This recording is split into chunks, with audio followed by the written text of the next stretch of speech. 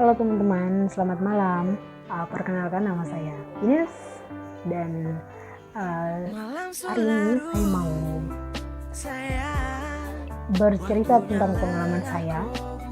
Waktu itu saya pertama kali berangkat dari Indonesia ke Singapura. Saya merasa bahwa terjadi suatu keajaiban,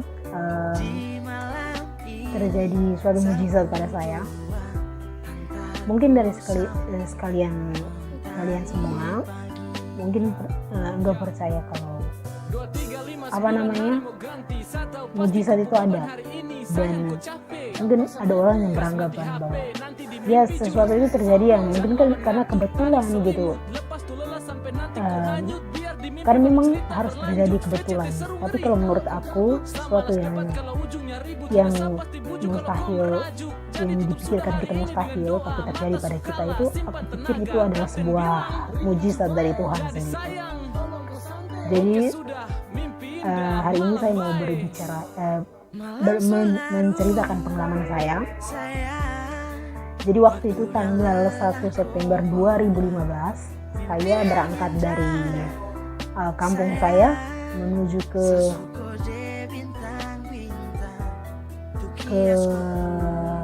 Singapura. Sebelumnya itu kita karena bekerja di sini, jadi saya masuk dalam PT dulu selama kurang lebih 1 bulan. Setelah itu saya mau ke Singapura tanggal 1 September tahun 2015. Di waktu itu saya masuk tinggal di Batam. Bintang-bintang sasu kode, tolong jaga sapu sayang desu capek, jaga sampai pagi terang boleh, sayang tenang tidur sujang rese, di malam gelap waktu kau lelap, saya kasih tenang bukan deng dekap tapi deng doa dari jauh sah, tutup mata sah biar kau rasa tiada bahagia cerita sasuman. Waktu itu saya ada sama satu teman saya, dia orang Batam juga, tapi dia tidak datang ke sini ikut saya, tetapi dia di delay gitu karena berat badannya dia itu melebihi standar gitu. Jadi standarnya itu harusnya 50, tapi punya dia itu lebih dari 50. Standarnya bukan 50 deh.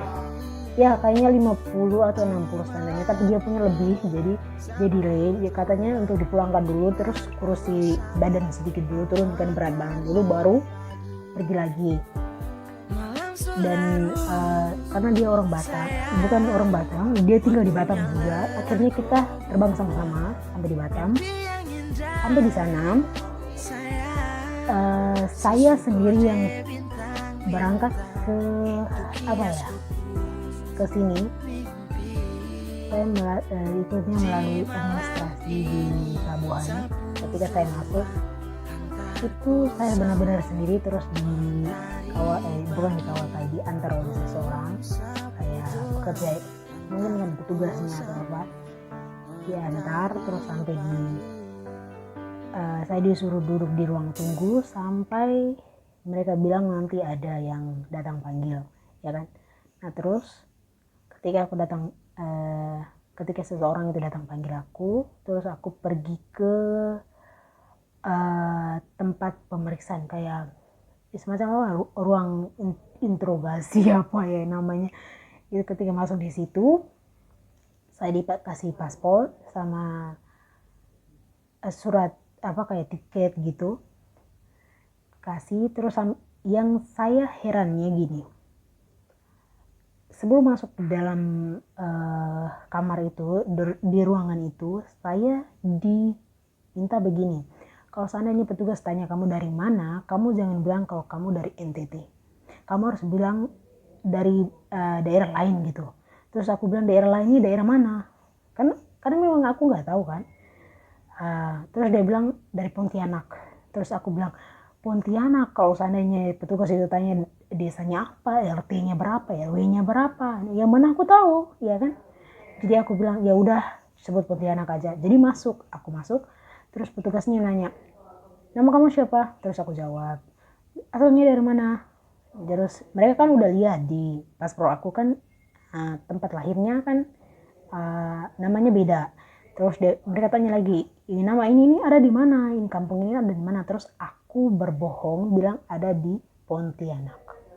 Dan terus dia tanya lah, Pontianak itu kecamatannya apa, nah, desanya apa, RW-nya berapa. Ya aku nggak tahu sebut, aku nggak tahu apa-apa tentang Pontianak. Jadi aku bilang ya di Pontianak aja pak, gitu. Akhirnya aku bilang ya Tuhan, aku udah ketakutan karena mereka tahu kalau aku itu berbohong. Akhirnya petugas itu mencari nama di mana tempat lahir aku itu di Google Maps. Di Google. Dan ketika petugas itu menemukan kalau tempat kelahiran aku itu di NTT bukan di Pontianak, terus dia bertanya, kenapa kamu berbohong? Terus aku bilang, Pak, bukan aku yang berbohong. Terus tiba-tiba saja seorang pria yang mengantar aku ke ruangan itu tadi datang dan berbisik ke petugasnya. Aku nggak tahu apa yang dia bisiki. Di dalam hati aku merasa ya Tuhan, aku nggak tahu lagi kalau seandainya aku apakah aku dipulangkan atau tidak diberangkatkan atau apa, aku nggak tahu karena memang situasinya aku nggak pernah tahu tentang kota Batam dan aku tidak punya teman-teman di sana. Aku tidak pernah tahu, aku sendiri saja. Jadi aku merasa ketakutan dan akhirnya berdoalah aku di dalam hati, berdoa. Akhirnya suatu mujizat terjadi. Petugas itu bilangnya sudah, kamu masuk. Akhirnya cap semua paspor aku. Akhirnya aku pun masuk dan I no have idea kenapa petugas itu harus menyuruh aku berbohong begitu. Aku nggak tahu alasannya kenapa. Apakah orang NTT nggak bisa masuk atau apakah ada sesuatu yang salah gitu. Soalnya setahu aku sebelum aku teman-teman NTT aku juga banyak kalau di sini. Itu yang sebabnya kenapa aku nggak begitu mengerti. Jadi aku bilang don't care lah, yang penting semua masalah udah selesai. Dan akhirnya aku diantar ke ruang tunggu di mana menunggu kapal, jam kapalnya. Ketika itu aku benar-benar sendiri dan sekeliling aku itu banyak orang-orang bule. Dan aku merasa sangat-sangat kesepian dan ketakutan, nervous juga. Akhirnya aku bilang aku harus bertanya pada siapa. Aku memakai tas belakang. Terus aku bilang ya Tuhan, aku harus bertanya pada siapa. Sedangkan aku nggak tahu kan jalannya. Pokoknya aku nggak tahu apa-apa saat itu. Terus selama aku melakukan perjalanan dari Batam ke sini, aku merasa bahwa aku menemukan banyak kebaikan. Yang pertama yang tadi, karena sudah diizinkan untuk masuk. Yang kedua, ketika aku sedang menunggu lama, kan perutku lapar banget, akhirnya aku dikasih satu roti oleh seorang kakek.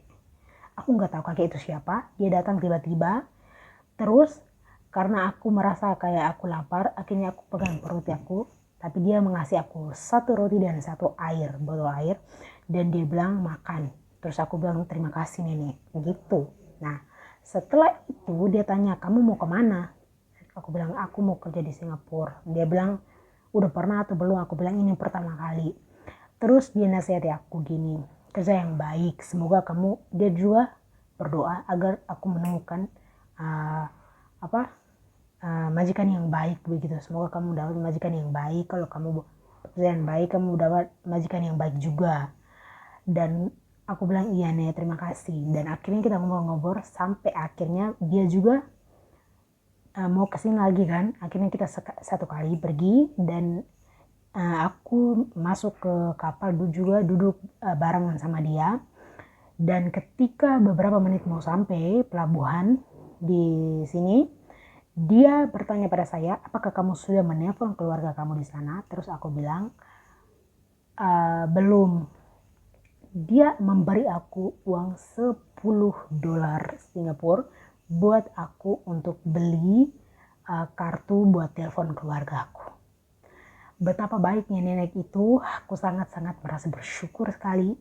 Sampai sekarang uangnya masih aku simpan di dompet aku. Aku berharap sih aku bisa bertemu dengannya, tapi ini sudah 6 tahun berlalu dan aku tidak pernah bertemunya sama sekali. Aku pikir beliau adalah orang Melayu, beliau sudah tua sekali, mungkin sekitaran umur 80-an. Tapi apapun itu, aku sangat bersyukur karena setiap perjalanan aku untuk pertama kalinya sesuai dengan harapan aku yang baik-baik aja, yang terjadi juga yang baik-baik aja, yang enggak baik itu enggak pernah terjadi. Maksudnya selama perjalanan itu enggak terjadi, puji Tuhan. Dan aku percaya bahwa semua itu karena campur tangan dari Tuhan. So teman-teman semuanya, kalau kalian melakukan perjalanan jauh atau apapun, jangan lupa untuk selalu meminta pertolongan pada Tuhan. Apapun keadaan kamu, selalu minta pertolongan pada Tuhan. Oke? Karena Tuhan is the best. Tuhan adalah segalanya. Jangan pernah putus asa untuk berjuang untuk masa depan kalian. Semoga para pengejar rupiah tetap semangat dan all the best for you. Bye.